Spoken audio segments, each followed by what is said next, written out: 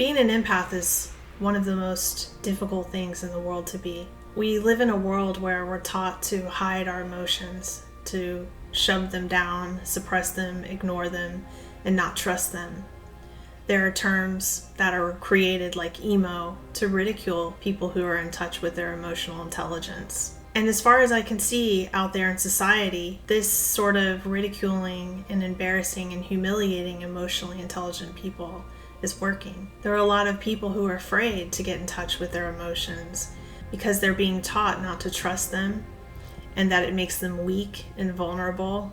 And I'm here to tell you that it's because of my emotions that I have been able to understand and perceive things that those around me couldn't. I've been able to literally save the lives of others around me at certain times in my life because I had a level of sensitivity and emotional intelligence that other people didn't have and didn't know how to react and respond to.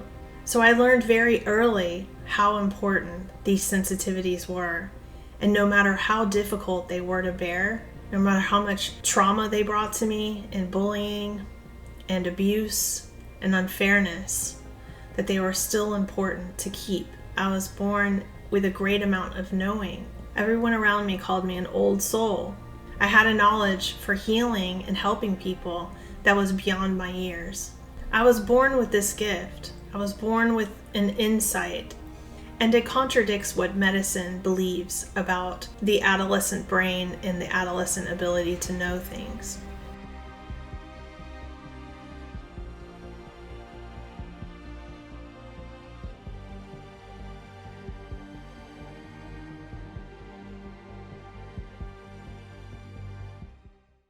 My earliest memories were of me wanting to make the sadness in my mother go away. My mother was only 18 years old when she had me. She came from an extremely broken and dysfunctional home. My mother was victimized as a child by men that came into her mother's life as boyfriends or one-night stands. She talks about how they would crawl into bed with her and her sister and do very bad things to her. Eventually, she couldn't take it anymore, and she decided to go out on her own. She quit school in the 8th grade and never looked back. But things weren't easy for her, and when she turned 17 years old, she got pregnant with me. She met my father at a party. He was 2 years older than her. He came from a very good home, but he was kind of the black sheep. He was a really good-looking guy with a lot of opportunities, and he took them where he wanted. I believe that my father is a sociopath and highly narcissistic. My mother and father had a violent and tumultuous relationship. It wasn't good. So when my mother set out on her own, and in the early 70s there really wasn't much work for women, she didn't know what to do. She became a stripper and made enough money to support me and my younger sister who came along a year and a half later. Throughout this time, my mother got hooked on drugs, alcohol, and she learned how to manipulate men. She thought that by staying ahead of men, she would be able to outgame them and keep them from hurting her. But she attracted psychopaths into our lives. So during my toddler years, I became very aware when she would bring certain people around us that even though they would be very charming and even though they would look perfect and act perfect around us, there was something in my body that knew this person was playing a role and they weren't who they were pretending to be. I was able to not believe or trust the mask that was being put in front of us, that my mother was falling for and my sister was falling for. And I was a hard nut to crack for this psychopath that would come in and try to charm me because I wouldn't placate it. I would just withdraw from it because I knew it was a lie. And ultimately, one of these psychopaths ended up trying to kill us. I tried to tell my mother that this man wasn't who he claimed to be, but she wouldn't listen. And after he tried to kill us several times and we had to go into hiding, she finally told me, "Donnie, I wish I would have listened to you." But she didn't understand the world around her because she had come from a lot of trauma herself. And she didn't have this emotional and sensory intelligence intact to help her red flag lies and people who were frauds in the world. So at the age of 3 and 4 years old, I became very aware that my mother needed me to help protect her and keep her safe, and that those around me, the adults around me and the other children around me, did not have the same type of insight that I had. None of them seemed to be operating with an ability to know what was really true about a situation or a person. Over time, I saw my mother develop a deep sadness, and I would always try to help her with that in any way I could, by loving her, by being a good girl, by being patient. I would pick her flowers and bring them home to her.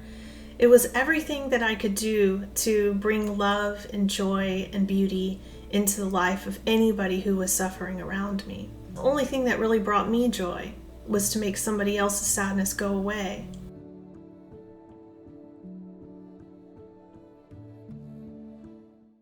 One day, at the age of 4, I was sitting in my bedroom playing with my sister. We had been playing for hours quietly on the bedroom floor with our toys. All of a sudden, this incredible pain went into my stomach, and my stomach just started churning. And it was the worst feeling, like a grief, like torment. And I somehow knew that it wasn't coming from me. And so I quietly got up and I let my body pull me in the direction of the pain.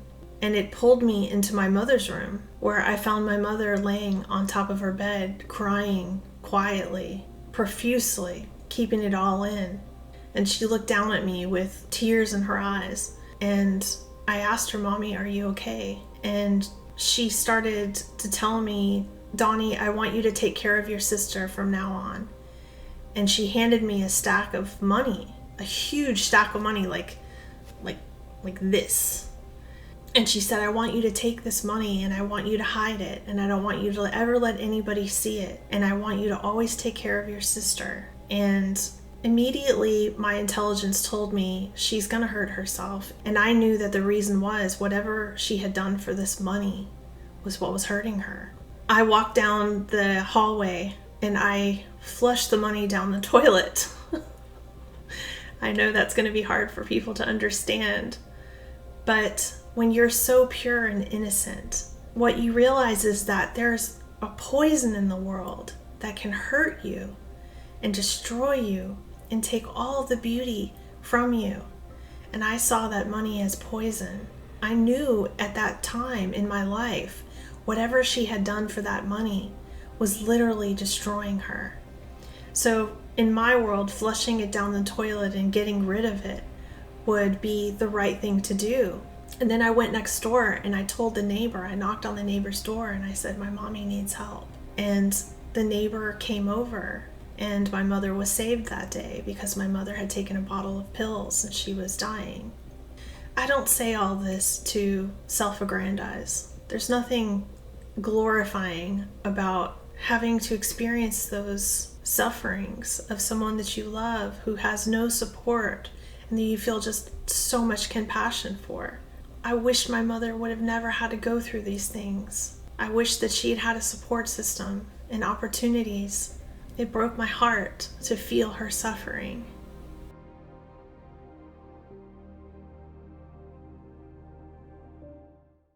I didn't realize my experiences were very different from others when I was young. I just knew that I needed to honor them and to listen to them. I didn't really pay too much attention to comparing myself to others. I was just always interested in making sure that I could protect others and help them. It's kind of like your body's like a windscreen. Information comes into it, like you're a filter. And when it comes into you, you have knowledge, you have almost psychic perception. You have the ability to see and feel what another person is feeling inside of your own body. Then when you experience it inside of your own body, you process it. And the way you process it gives you information. Now, I can't speak for all empaths. I don't know what all empaths experience. I only know what I've experienced, how I've been able to use it.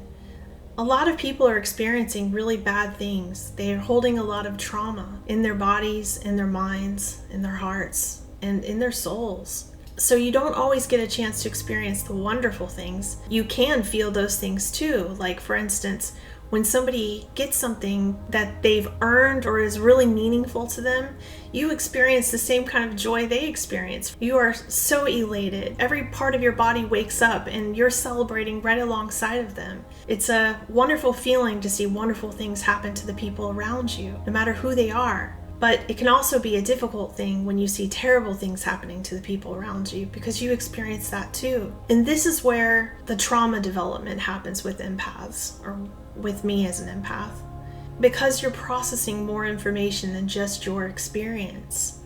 You tend to accumulate a lot of energetic baggage that can be very painful to endure. And when you're young, you don't necessarily know how to purge that, how to disconnect yourself from that.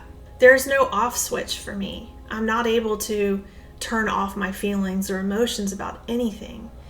It's a luxury that some people have figured out how to achieve, but it's not something that I've ever been able to do.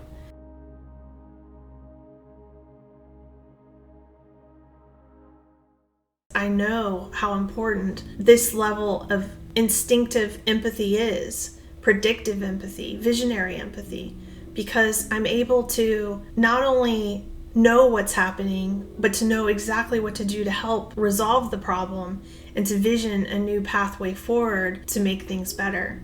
Unfortunately, I had a very traumatic home I was growing up in that was very unstable. And so I was in a different school every year. I was in foster care systems. I was being moved around and shoved around to the point where I had no identity whatsoever. I didn't know who I was. All I knew was this, that I was a loving, caring human being. If I would end up in a new school and I would see somebody who was in the corner cowering, so to speak, and being bullied, I would immediately make friends with that person because I didn't want to see anybody being harmed. Even though it would make me an immediate target, I didn't care. I needed to always advocate for those who were suffering, and I wanted to help validate them and empower them. This brought a lot of bullying into my life. And it also made my own sister hate me. There was something about my empathy that caused my sister to go the other direction towards narcissism. And eventually my sister became my biggest bully, the person who would make up lies and try to see how much she could hurt me and to get those around her to try to hurt me. This brought devastating consequences to me because, as far as I could see, she was my only hope for a true family in life. I grew up to understand how much she hated me because she was living in the shadow of the unconditional love that I had to bring.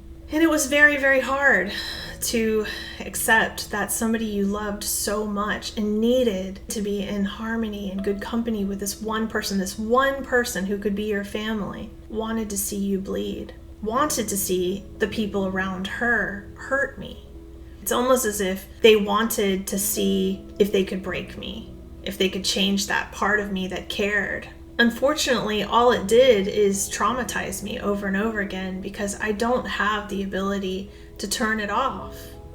It's who I am. I love and care about everyone unconditionally, even those people who have hurt me.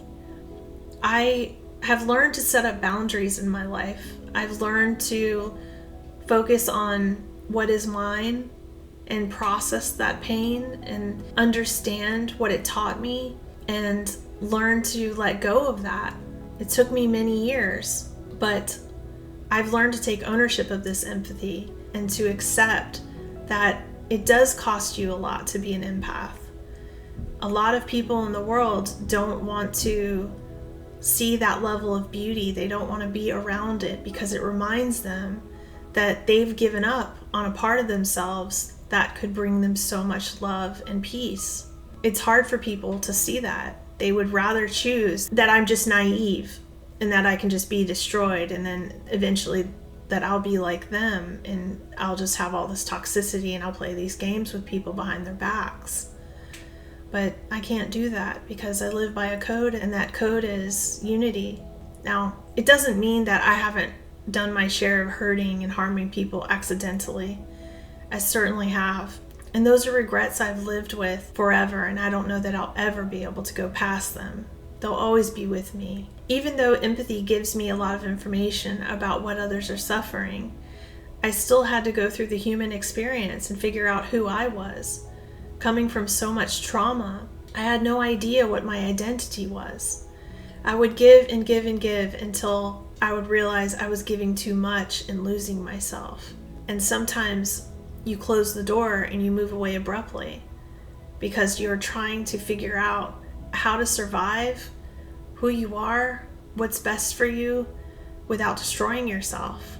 And in those ways, I think I created some harm. So I don't want to make it seem like empaths, just because you know things, it means you're perfect or like you're some sort of angel. You're not. You're a human being. It took me many, many years to come to terms with knowing how to look at myself and how to really process my own experiences and how to really go beyond the trauma and the pain and the cruelty that had been built up inside of me that I had experienced.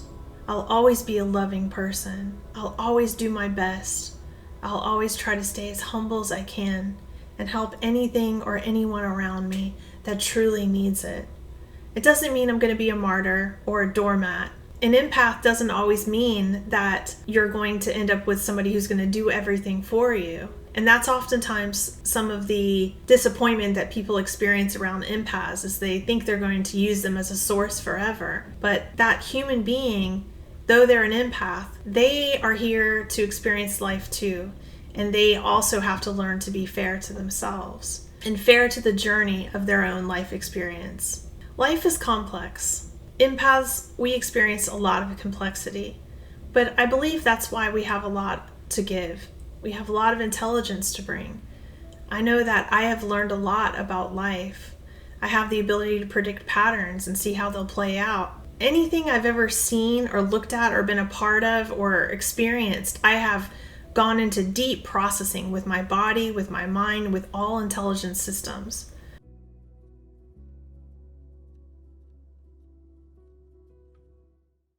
In my 20s, I developed a very serious autoimmune disease from all of the trauma I endured as a child and all of the repression of my truth, not being able to advocate for myself, not having anybody care and support me and keep me in safety, being abused, being malnutritioned, being starved of love and affection, never having a parent hug me or kiss me or say they love me, never having a father or a mother show up for me or care about my feelings. It caused a great illness in me. I have a very rare case of Graves' disease that tried to kill me for 8 years. I was in and out of ICUs every year.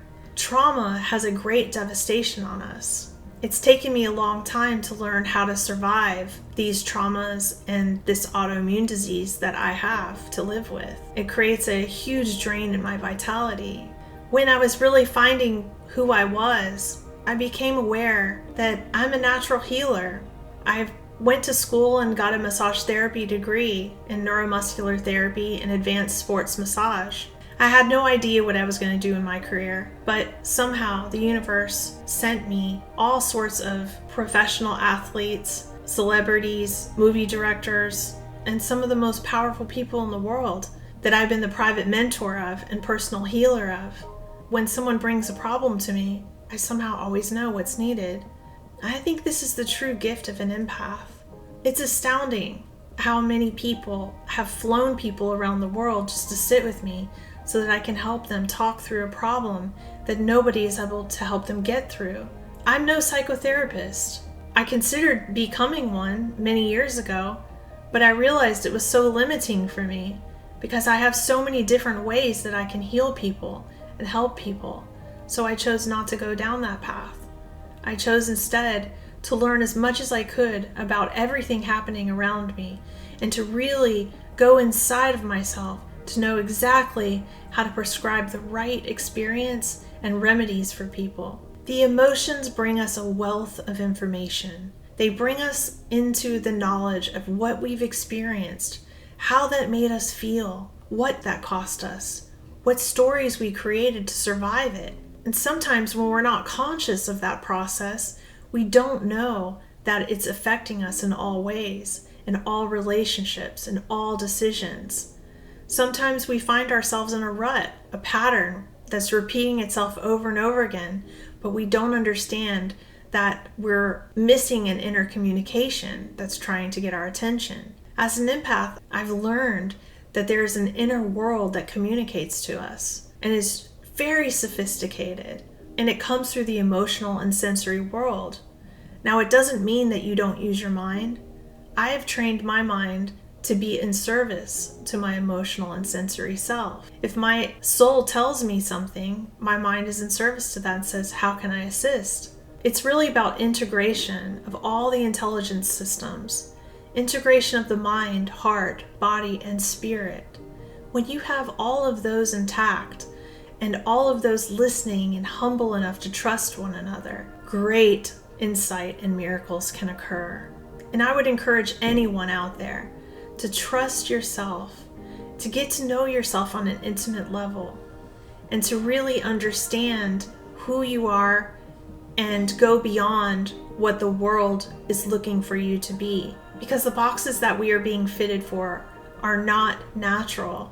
They dumb us down. They remove and unplug really important aspects of our emotional intelligence and sensory knowing that keeps us from experiencing the highest experiences we can. As a healer, I've been able to put my hands on people's bodies and to feel where their trauma is stored, to know and see what they've experienced.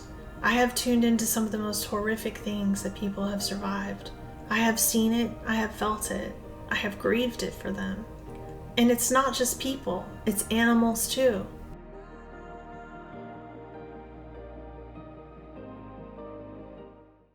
One day I was in an unfamiliar part of California and I had an extra hour to burn.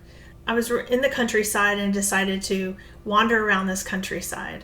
I found myself taking turns and letting my intuition guide me. I happened down this one road and all of a sudden this overwhelming anxiety came over me. Now, I'm not an anxious person. I don't have anxiety panic attacks. This was very different for me. But my entire body started welling up with this anxiety, and I knew something's happening, and I don't know what's happening here. And I said to my partner, something's happening. I don't know. I feel this overwhelming anxiety. And he said, okay, well, what do you want me to do? And I said, just keep going. And I felt like I was following this. It was getting stronger as I went down this road. And in the distance, I saw a horse and a pen. There were horses and sheep and cows all over the place in these pastures. But this one horse and a pen, I knew it was coming from him because I could feel it. I was getting directed towards him. And so he said, do you want me to pull over? I said, please. So we pulled over and I walked up to this horse and it was just filled with anxiety, although the horse was just standing there calmly. But I could feel the inside of his suffering. I could feel how sad he was, how he had so much angst. It was like he felt like he was being disciplined, like he was being treated cruelly. He didn't understand, like, why can't I be over there with the other horses? I looked across the road and there were several horses grazing in the pasture. From physical appearance, everyone looked calm. There was nothing happening. So of course, my mind's thinking, am I crazy? I start ministering to this horse telepathically and telling him, you know, I love you. I'm so sorry for your suffering.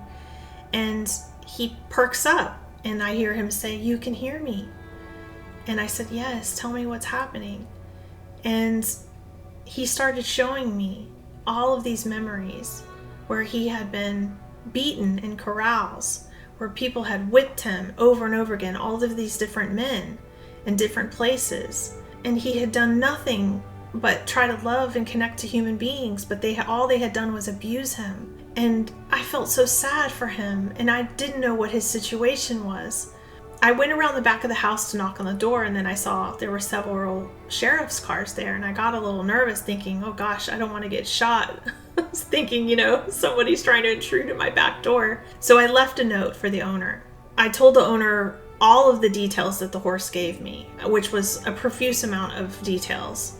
It wasn't 10 minutes later that the owner called me and said, wow, I would love to have met you. I'm reading what you wrote here about this horse, and I just can't imagine how you could have known all these things. She said, we just rescued him from Oklahoma, where he was severely abused.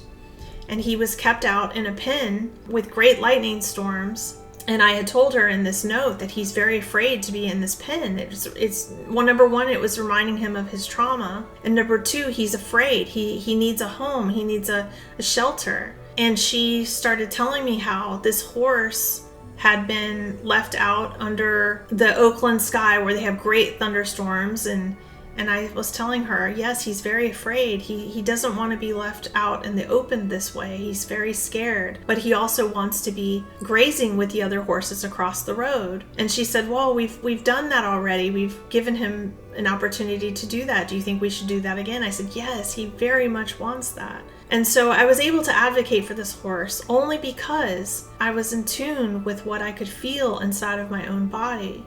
The woman with the horse was so grateful that I had stopped by to deliver this information, and she said that she was going to get right on building him a house and making sure he felt loved and protected, and that she spent time with him every day. It made me so happy to know that in my extra hour of time as I rambled the countryside, I could be of service to this beautiful being who had no advocate and no way of being understood. But now he was going to have his forever home with this woman who would know how to love and protect him more intimately. And I believe that's why these sensitivities are so valuable. Because as an empath and a highly sensitive person, I am able to help relationships for all beings know how to love and understand one another and have a better experience with one another in all ways. If there's anything else you'd like to know about what it's like being an empath, please leave that in the comments section below. If you would like me to help you find peace and solutions to things that may be troubling you, please reach out to me on my website. Be well and be loving.